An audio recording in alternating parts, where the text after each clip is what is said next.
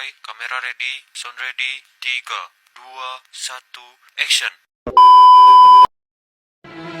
Perkenalkan, saya Angela Wulandari. Aku Rifa Yulia Putri. Saya Rizka.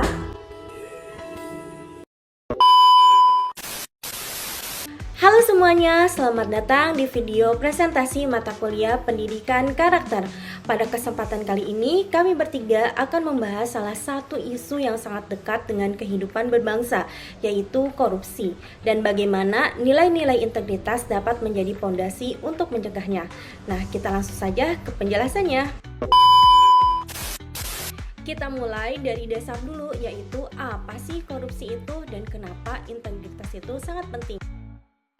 Secara etimologis, korupsi berarti tindakan yang rusak atau amoral. Tapi dalam praktiknya, terutama di bidang hukum, korupsi dipahami lebih luas sebagai penyalahgunaan kekuasaan. ICAC Hong Kong menjelaskan bahwa korupsi terjadi ketika pejabat publik menyalahgunakan wewenangnya demi keuntungan pribadi atau pihak tertentu.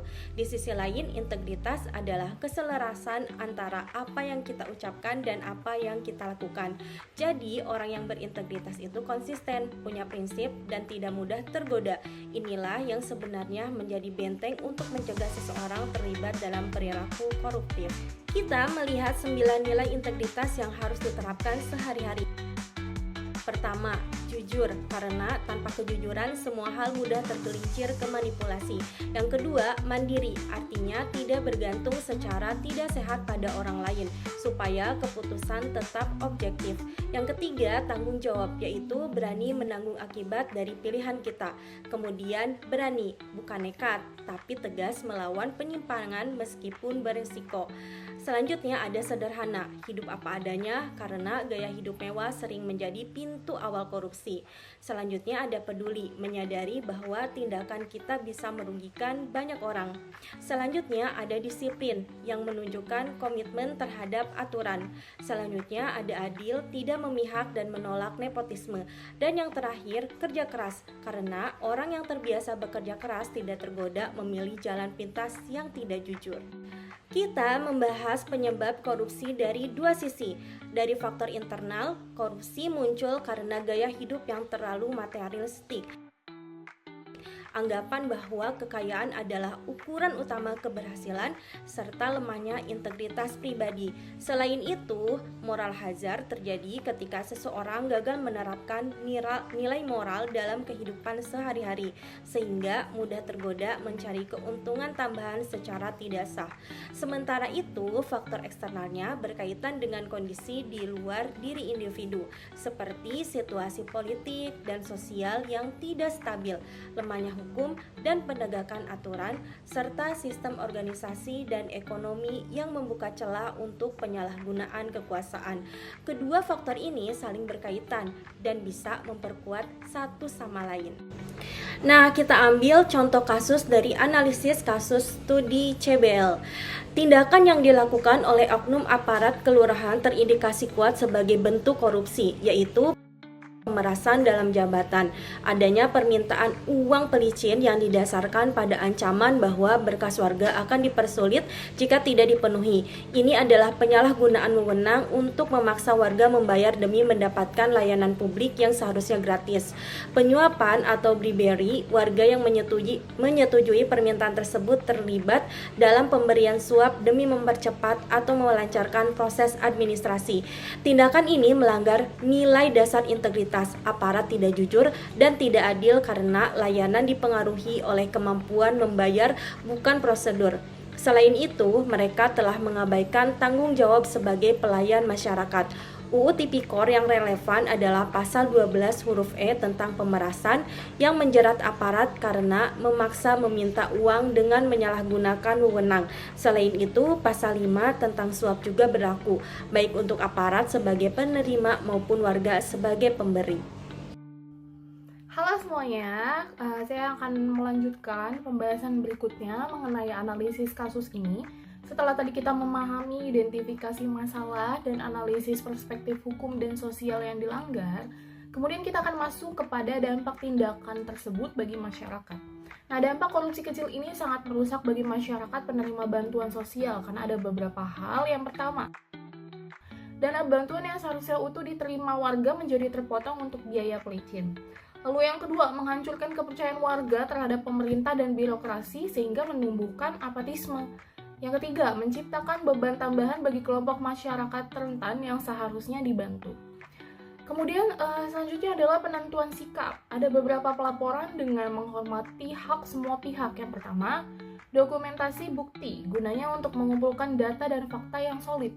Yang kedua, jalur institusional atau internal kampus, dengan cara melaporkan semua temuan secara resmi kepada dosen pembimbing lapangan. Lalu yang ketiga, pengaduan resmi. Laporan harus diarahkan kepada lembaga pengawas yang tepat, bukan langsung ke publik atau ke penegak hukum, untuk menjaga hubungan kerjasama. Lalu kemudian ada beberapa pihak yang seharusnya dilibatkan dan memiliki wewenang untuk menangani kasus ini. Antara lain yang pertama adalah dosen pembimbing dan lembaga kampus. Gunanya untuk memberikan legitimasi dan perlindungan bagi mahasiswa. Yang kedua, inspektorat daerah yang bertugas untuk mengawasi dan berwenang memeriksa dan menindaklanjuti penyimpangan yang dilakukan oleh aparat tersebut. Dan yang ketiga, Ombudsman Republik Indonesia bila mana kasus ini berkaitan dengan maladministrasi dan penyimpangan pelayanan publik. Lalu berikutnya adalah perancangan upaya pencegahan. Upaya pencegahan itu harus fokus pada peningkatan dan transparansi kesadaran hukum. Ada beberapa cara yang bisa kita lakukan. Yang pertama, melakukan edukasi warga guna penguatan kapasitas. Mahasiswa dapat menyelenggarakan sosialisasi keliling di balai pertemuan atau majelis warga dengan pesan utama, layanan bantuan sosial gratis, tolak pungli. Nah, edukasi ini harus juga mencakup penyebaran informasi tentang saluran pengaduan resmi yang mana aman dan terjamin kerahasiaannya. Lalu yang kedua, transparansi layanan kelurahan. Mahasiswa dapat membantu kelurahan memasang papan informasi layanan publik yang mencantumkan secara eksplisit dan mudah dibaca mengenai beberapa hal, yaitu ada alur dan waktu penyelesaian berkas, kemudian persyaratan serta biaya untuk pengurusan bantuan sosial. Yang ketiga, pelatihan aparat dan penegasan etika. Kampus dapat berkoordinasi dengan inspektorat daerah untuk mengadakan pelatihan etika dan integritas pelayanan publik bagi staf kelurahan. Pelatihan ini harus menekankan pada konsekuensi hukum dari tindakan pungli dan tanggung jawab moral kepada pelayanan tersebut. Selanjutnya kita akan masuk kepada pembahasan perspektif hukum tipikor dan klasifikasi 7 jenis korupsi. Nah, kerangka hukum di Indonesia terutama Undang-Undang Nomor 31 Tahun 1999 yang diperbarui dengan Undang-Undang Nomor 20 Tahun 2001 mengenai Undang-Undang Tipikor menjadi landasan penindakan. Undang-undang ini menetapkan 7 jenis utama tindak pidana korupsi yang mengandung konsekuensi hukum. Nah, antara lain ketujuh jenis tipikor ini mencakup spektrum tindakan yang luas dari kerugian keuangan negara hingga bentuk suap dan persekongkolan. Antara lain yang pertama, korupsi terkait keuangan negara, yaitu melawan hukum, melakukan perbuatan memperkaya diri sendiri atau orang lain, atau menyalahgunakan kewenangan, kesempatan, atau sarana yang merugikan keuangan negara dan atau perekonomian negara. Yang kedua, suap menyuap. Terjadi ketika pemberian hadiah atau janji yang dimaksudkan agar pegawai negeri atau penyelenggara negara melakukan atau tidak melakukan sesuatu yang bertentangan dengan kewajibannya. Perbuatan ini bersifat transaksional dan dapat terjadi pada skala kecil seperti suap dalam perkara pelanggaran lalu lintas atau urusan perizinan. Lalu yang ketiga, pemerasan, yaitu tindakan ini adalah tindakan yang dilakukan oleh pegawai negeri atau penyelenggara negara untuk menguntungkan diri sendiri secara melawan hukum dengan memaksa seseorang memberikan sesuatu atau membayar imbalan atas pekerjaan tugas yang seharusnya sudah menjadi kewajiban mereka.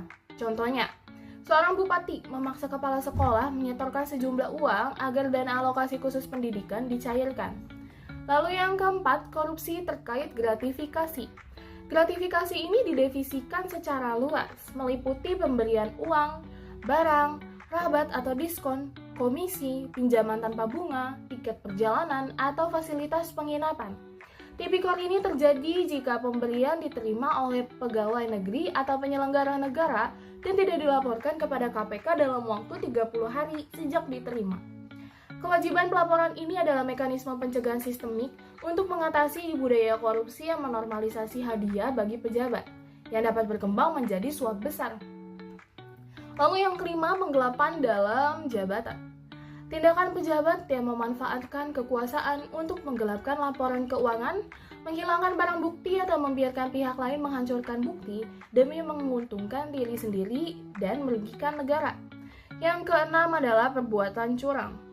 Biasanya melibatkan pemborong, pengawas proyek, atau rekanan yang melakukan kecurangan dalam pengadaan atau pemberian barang yang mengakibatkan kerugian bagi orang lain atau keuangan negara. Lalu yang ketujuh adalah benturan kepentingan dalam pengadaan. Situasi ini adalah situasi di mana seorang pegawai negeri atau penyelenggara negara secara sengaja turut serta, baik langsung maupun tidak langsung, dalam pemborongan, pengadaan, atau persewaan yang pada saat perbuatan tersebut ia ditugaskan untuk mengurus atau mengawasinya. Oke, sekarang kita masuk kepada pembahasan sanksi tipikor dan perlindungan saksi, korban, dan pelapor.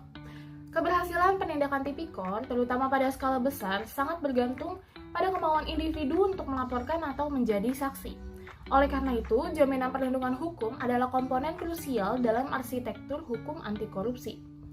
Ada beberapa landasan dan peran LPSK, yaitu perlindungan hukum terhadap saksi dan korban, diatur dalam Undang-Undang Nomor 13 Tahun 2004 tentang perlindungan saksi dan korban, yang kemudian diperkuat dengan Undang-Undang Nomor 13 Tahun 2006. 9 lembaga yang bertanggung jawab melaksanakannya adalah Lembaga Perlindungan Saksi dan Korban atau LPSK. LPSK wajib memberikan rasa aman kepada saksi dan atau korban dalam semua tahapan proses peradilan pidana. Kemudian hak pelapor atau whistleblower. Pelapor adalah orang yang memberikan informasi kepada penegak hukum mengenai terjadinya suatu tindakan pidana. Jaminan perlindungan bagi whistleblower merupakan prasyarat penting untuk mendorong lebih banyak orang melaporkan tindakan korupsi tanpa rasa takut akan pembalasan. Perlindungan ini diberikan dengan mempertimbangkan faktor-faktor seperti pentingnya informasi yang diberikan, tingkat ancaman yang mungkin membahayakan, serta rekam jejak kriminal saksi atau korban. Perlindungan hukum dari LPSK bukan hanya hak individu, tetapi juga prasyarat operasional bagi penegak hukum untuk mengusut kasus-kasus korupsi besar. Di sini aku bakalan ngebahas dampak dari korupsi dan bagaimana cara mencegahnya, lalu peran mahasiswa dalam pencegahan tindakan korupsi ini. Di sini aku bakalan ngejelasin dampak korupsi bagi masyarakat dan bagi negara. Dampak korupsi bagi masyarakat yaitu layanan publik yang memburuk, infrastruktur tidak berkualitas, layanan dasar jadi mahal dan penuh pungli. Lalu kemiskinan dan ketidakadilan meningkat, bantuan sosial yang tidak merata dan tidak tepat sasaran, lalu untuk memperkaya elit dan memperlebar kesenjangan. Lalu hilangnya kepercayaan publik, masyarakat makin sinis terhadap pemerintah dan enggan berpartisipasi dalam pembangunan. Lalu, dampaknya untuk negara adalah dari segi ekonomi, kebocoran anggaran, proyek yang markup, utang meningkat, lalu investor asing yang enggan masuk. Lalu dari sisi politik dan demokrasi, money politik, pejabat dipilih karena uang atau kedekatan bukan dari kompetensi. Lalu dari sisi hukum dan keamanan, hukum diperjualbelikan, aparat tidak independen, alutsista tidak berkualitas, lalu melemahnya pertahanan. Dari sisi lingkungan, izin tambang atau HGU disalahgunakan oleh deforestasi, polusi, dan kerusakan alam. Lalu, rencana apa sih dan upaya apa untuk pencegahan korupsi ini dalam kampus dan masyarakat? Yaitu pencegahan sistematis dalam negara, reformasi hukum dan tata kelola negara, penguatan undang-undang dan perbaikan birokrasi, transparansi melalui e-government yaitu akses anggaran dan pengadaan, penguatan perlindungan whistleblower yaitu LPSK dan Undang-Undang Nomor 13 Tahun 2006. Lalu pencegahannya di dalam kampus yaitu integrasi pendidikan anti korupsi dalam kurikulum, materi, bahan ajar, dan pusat studi. Lalu penegakan integritas organisasi mahasiswa, BM, Hima sebagai teladan. yaitu penguatan gerakan mahasiswa anti korupsi, FLAK, Kompak, dan Safe Ujian Bersih.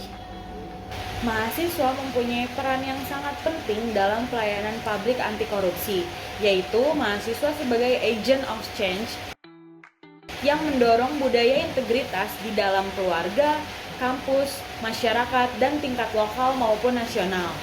Lalu, peran mahasiswa di kampus dan komunitas intelektual. Yang pertama itu mengedukasi dan membuat kampanye kreatif anti korupsi dengan berbasis media, seni, maupun KKN tematik. Yang kedua, kajian akademis dan opini kebijakan untuk rekomendasi publik.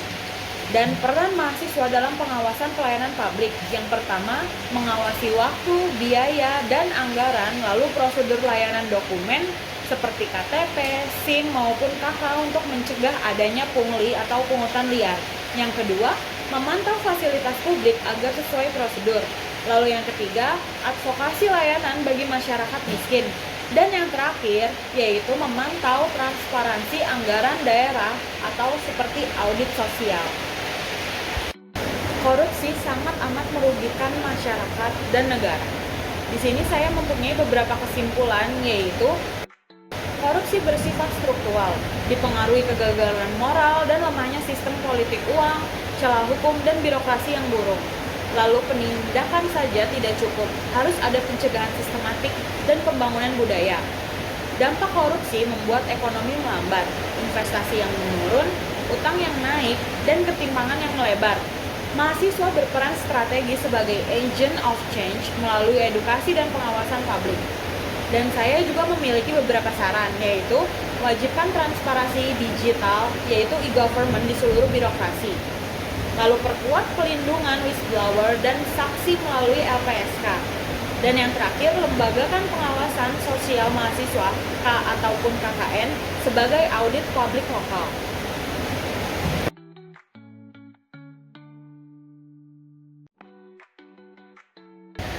Sekian materi yang bisa kami sampaikan. Mari kita semua berperan aktif dalam membangun budaya anti korupsi agar masa depan negara lebih adil dan lebih transparan. Terima kasih teman-teman semua sudah mau mendengarkan presentasi dari kelompok kami.